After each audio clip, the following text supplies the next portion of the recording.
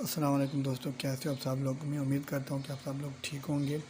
अच्छा, इससे पहले हम लोगों ने जो है वो 3 बेसिक टेंस के बारे में पढ़ा है। वो हैं present simple tense, future simple tense and जो है वो पास्ट सिंपल टेंस। अब हम पढ़ेंगे प्रेजेंट कंटिन्यूस टेंस के बारे में, यानी हम जो है वो अब सिंपल टेंस से हम एक स्टेप जो है वो फॉरवर्ड मूव कर रहे हैं कि now we are going toward the continuous tense. Continuous का बेसिक जो है वो मतलब जो है वो आप लोगों को पता है, वो होता है कि जारी, यानी कि इसके अंदर जो है वो आप हर उस चीज़ के बारे में पढ़ते हैं, हर उस काम के बारे में पढ़ते हैं जो कि हो रहा हो। और अगर इसकी सादा तारीफ़ की जाए तो वो यूँ होती है कि मौजूदा ज़माना हाल में किसी काम के मुसलसल जारी होने के अमल को ज़माना हाल जारी कहते हैं। वही बात जो मैंने आपको कही है कि इसमें जो है वो कोई भी काम अगर हम कर रहे हैं, यानी कि अगर हम अपनी लैंग्वेज के अंदर अगर हम ये कह रहे हैं कि मैं जो है वो चल रहा हूँ, मैं खा रहा हूँ, मैं पी रहा हूँ, मैं जा रहा हूँ, मैं सो रहा हूँ, ये सारे काम जो हम उस वक़्त कर रहे होते हैं, जब हम उसके बारे में बात करते हैं तो वो सारा कंटिन्यूस में आता है। जैसे कि कुछ हमारे सामने एग्जांपल जो हैं वो हैं कि मैं ख़त लिख रहा हूँ। यहाँ पे इसका जो है वो इंग्लिश होगी I am writing a letter. ये कैसे बनता है ये हम उसके बाद आगे जो है वो जाके मैं आपको इस चीज़ के बारे में भी समझाऊंगा। लेकिन यहाँ पे जो है वो मैं सिर्फ कुछ जो है वो एग्जांपल पढ़ रहा हूँ कि वो खत लिख रहा है, he is writing a letter, तुम खत लिख रहे हो, you are writing a letter.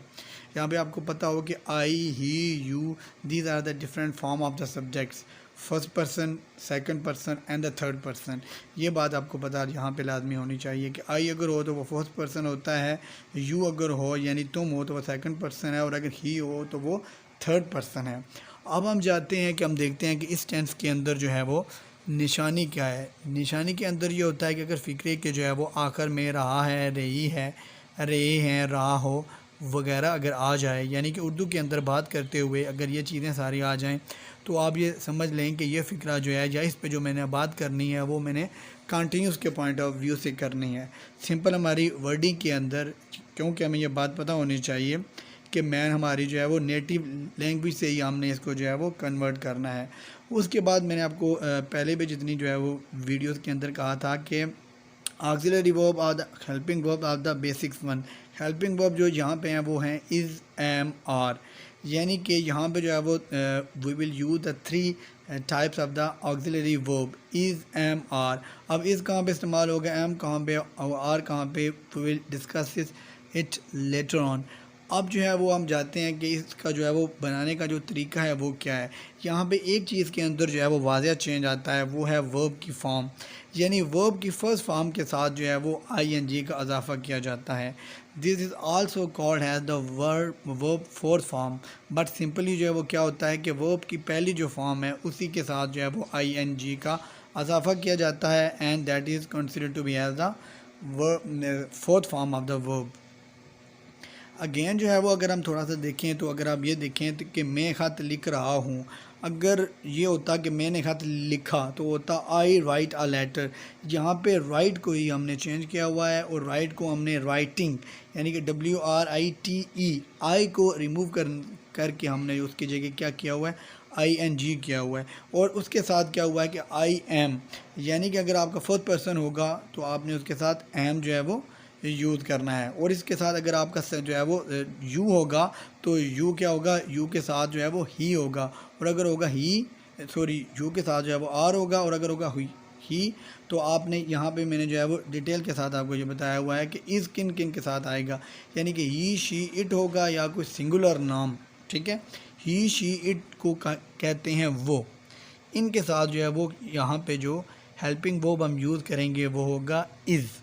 इसके बाद जो है वो आएगा आपके पास सेकंड, यानी कि आपके पास आ जाता है सेकंड पर्सन, ठीक है। सेकंड पर्सन में आते हैं वी, यू, दे, इन सब के साथ आता है आर, और उसके बाद आ जाता है जी आई मतलब जो है वो फर्स्ट पर्सन के साथ आता है एम। ये तीनों चीज़ें जो हैं वो आपको यहाँ से पता लग जानी चाहिए कि इन तीन चीज़ों के साथ किस तरह जो है वो हम different sort of auxiliary verb जो है वो हम यूज़ करते हैं, ठीक है। सेंटेंस का मेथड जो है वो आप लोगों को पता है कि सबसे पहले अगेन मैंने आपको कहा है कि वही फार्मूला है SVO।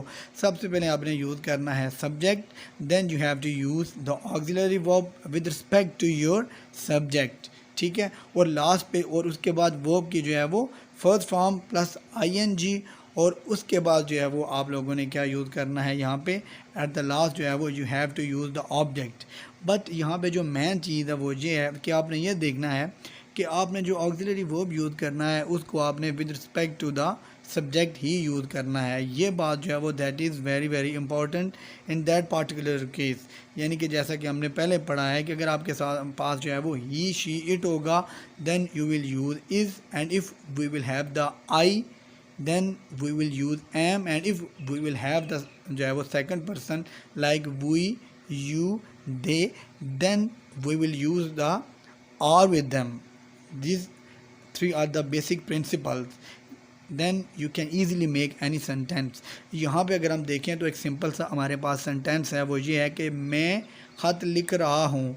मैं आ गया आपका सब्जेक्ट, उसके बाद आपका जो है वो with respect to the subject auxiliary verb am, then writing a letter.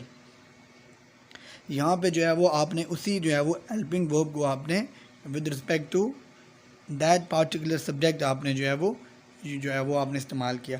उसके बाद सेकंड वन अगर हम देखें तो सेकंड वन सेंटेंस के अंदर हमारे पास आता है जी कि तुम खत लिख रहे हो।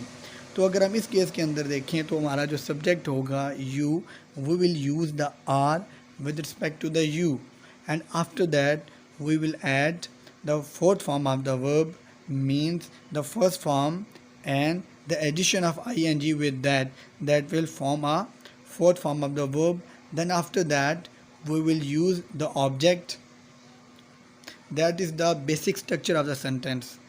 I really emphasized on that.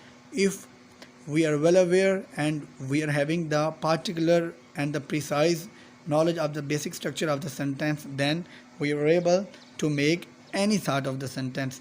Now in the case of the negative, we just need to use the not. We will use the not after our auxiliary verb, while in the case of the interrogative sentence जो हमारा auxiliary जो होगा verb, that will come in the first. For example, am I writing a letter, उसके बाद are you writing a letter. In that particular way we can make the negative and we can make the interrogative as well. Thank you my friend for listening.